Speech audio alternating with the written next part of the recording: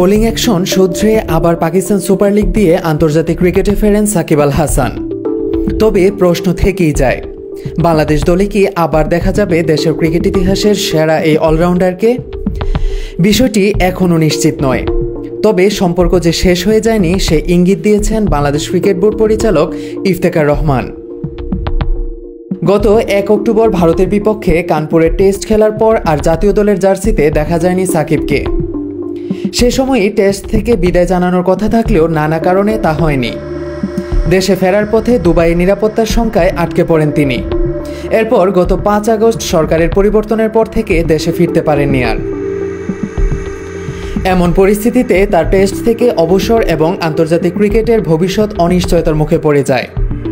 এর মধ্যেই কাউন্টি ক্রিকেটে খেলার সময় তার বোলিং অ্যাকশন প্রশ্নবিদ্ধ হয় এবং নিষেধাজ্ঞায় পড়েন। যদিও চলতি বছরের মার্চে বোলিংয়ের অনুমতি পান তিনি, তবুও খেলার সুযোগ মিলছিল না। অবশেষে পিএসএলে লাহোর কালান্দার্সের হয়ে 3টি ম্যাচ খেলেন তিনি। সাকিবকে নিয়ে ভবিষ্যতের পরিকল্পনা এখনও অস্পষ্ট। সম্প্রতি গুলশানের একটি টুর্নামেন্টে বিসিবি পরিচালক ইফতেখার রহমান বলেন, সাকিবের সঙ্গে সম্পর্ক শেষ হয়ে যায়নি। সে বিশ্বমানের ক্রিকেটার এবং আমাদের টিম ম্যানেজমেন্টের ভাবনায় সবসময় থাকে। মাত্রই তো কয়েকটি ম্যাচ খেলল সে, ওকে আরও কিছু ম্যাচ খেলতে দিন, এরপর ভবিষ্যৎ নিয়ে কথা বলা যাবে। চ্যাম্পিয়ন্স ট্রফির দল ঘোষণার সময় প্রধান নির্বাচক গাজী আশরাফ হোসেন জানান, কেবল ব্যাটসম্যান হিসেবে সাকিবকে দলে রাখার মতো সিদ্ধান্ত নেননি তারা। ফলে সেই টুর্নামেন্ট দিয়েও আন্তর্জাতিক ক্রিকেট থেকে বিদায় নেওয়ার পরিকল্পনাটি অনিশ্চিত হয়ে পড়ে। এদিকে বাংলাদেশের সাম্প্রতিক পারফরমেন্সও হতাশাজনক। দেশের মাঠে জিম্বাবুয়ের কাছে টেস্টের হার এবং সংযুক্ত আরব আমিরাতের কাছে টি-20 সিরিজে পরাজয়, সব মিলিয়ে চাপে আছে দল। এমনকি দীর্ঘদিন পর ওয়ানডে র্যাঙ্কিংয়ে 10 নম্বরে নেমে যাওয়াও জনপ্রিয়তায় ভাটা টানছে বলে মনে করছেন অনেকেই।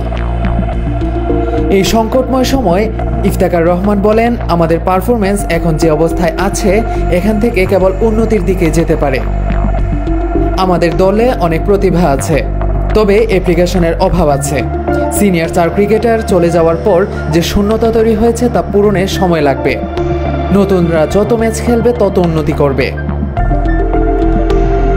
বাংলাদেশ দল বর্তমানে পাকিস্তানে, যেখানে বুধবার শুরু হচ্ছে 3 ম্যাচের টি-20 সিরিজ।